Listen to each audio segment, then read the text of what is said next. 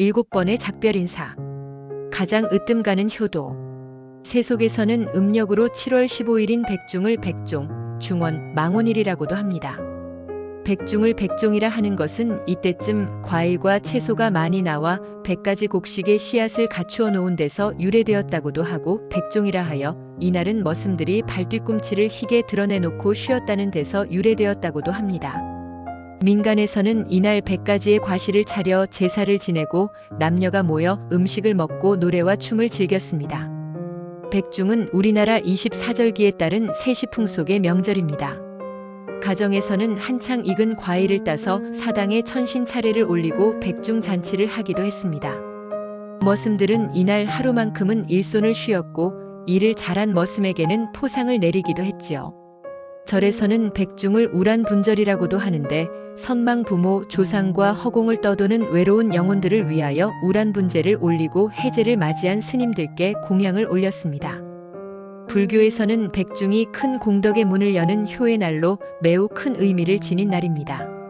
수욕정이 풍부지하고 자용량이 진부되라. 나무는 조용히 있고자 하지만 바람이 그치지 아니하고, 자식들은 어버이를 오래 모시고자 하지만 바람이 그치지 아니하고, 자식들은 어버이를 오래 모시고자 하지만 어버이는 기다려주지 않는다는 옛말이 있습니다.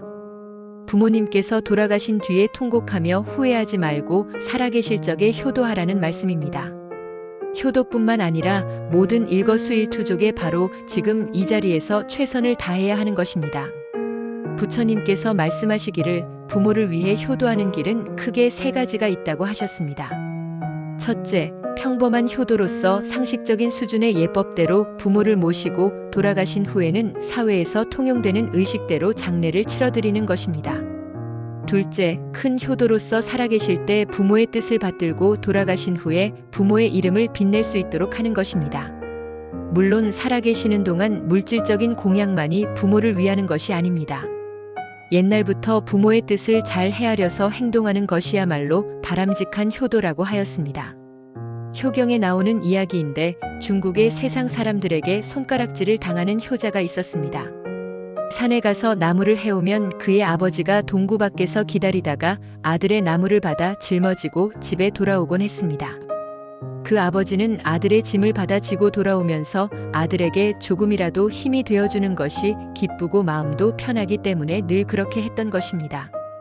아들은 그런 아버지의 마음을 헤아려 나무짐을 아버지에게 맡기고 휘파람을 불면서 아버지 뒤를 따라 집에 돌아오곤 했습니다. 이것을 본 마을 사람들은 아버지에게 짐을 지우고 편안히 뒤에서 따라오는 불효자식이라고 하면서 그 아들을 욕했습니다. 하지만 사실은 그 아들이 효자입니다.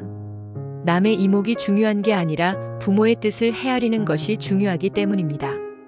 그의 아버지는 아들을 돕는 데에서 행복을 느끼고 일을 하고 싶어 했기 때문입니다. 남들이 뭐라 해도 부모의 뜻을 따라주는 것이 큰 효도라고 할 수 있습니다.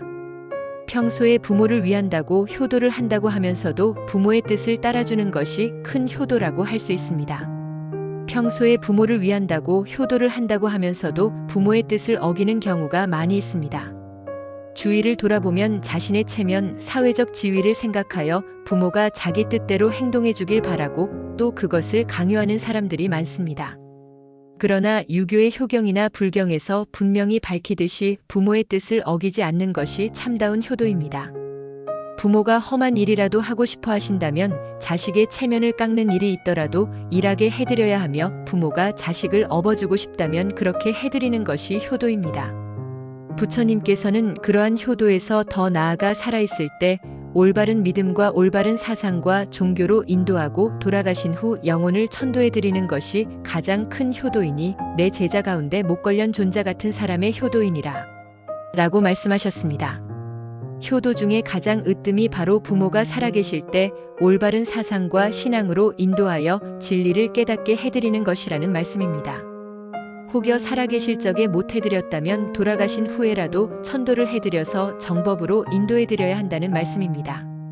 부모님을 천도해서 극락왕생을 지극정성 발언하는 것은 극락에 나면 누구나 아미타 부처님의 가르침을 받고 마침내 성불할 수 있기 때문입니다. 물론 우리는 이미 성불한 존재입니다만 그것조차도 아미타 부처님 회상에서는 금세 깨달을 수 있다는 말씀입니다. 부처님께서도 말씀하셨듯이 부처님의 제자 가운데 목걸련 존자가 바로 가장 큰 효도를 하신 분입니다. 목걸련 존자는 어머니에 대한 효성이 매우 지극하여 지옥에 떨어진 어머니를 건져드리기 위해 부처님께 방법을 여쭙고 우란 분재를 지내드려 어머니를 천도해드렸습니다. 사실 사람이 좋지 않은 사상과 삿된 종교에 연루되거나 인연을 맺어 놓으면 평생을 망칠 수도 있습니다. 잘못된 믿음은 자신의 일생을 그르칠 뿐만 아니라 가족들의 삶까지 망가뜨리게 되는 것입니다. 그런데 불자들은 부처님이라는 인류 역사상 가장 훌륭한 분을 스승으로 모시고 부처님의 덕 높은 가르침을 삶의 교훈으로 받아들여 살아가는 분들이니 늘 부처님을 생각하면서 부처님을 닮고자 노력해야 합니다. 부처님을 한번 생각해 보십시오. 인도 카필라족의 고귀한 왕자로 태어나 무엇 하나 부족할 것 없는 분이었습니다. 그런데 부처님께서는 인생의 참다운 진리를 찾기 위해 명예, 부귀, 아름다운 부인, 귀여운 자식 등 보통 사람들이 꿈꾸는 것들을 헌신짝처럼 버리셨습니다. 호화로운 궁전에서 나와 설산에서 6년 동안 허기만 겨우 면하면서 피나는 고행을 하셨습니다. 마침내 위없이 높고 바른 깨달음을 크게 성취하였지요. 인생과 우주에 대한 깊은 이치와 삶과 죽음의 실상을 깨달으신 것입니다. 부처님께서는 진리를 깨달으신 후 열반에 이르시기까지 49년 동안 한순간도 쉬지 않고 그 넓은 인도 땅을 걸어다니시며 당신이 깨달은 바를 설법해 주셨습니다. 오직 중생들의 고통을 덜어주기 위해서 중생의 이익과 행복의 보탬을 주기 위해서 법을 설하신 것입니다. 이렇게 훌륭한 부처님의 가르침으로 살아계신 부모님을 인도하고 부모님이 돌아가신 뒤에라도 부처님의 지례로서 그 영혼을 천도해주는 일이야말로 가장 으뜸가는 효도입니다.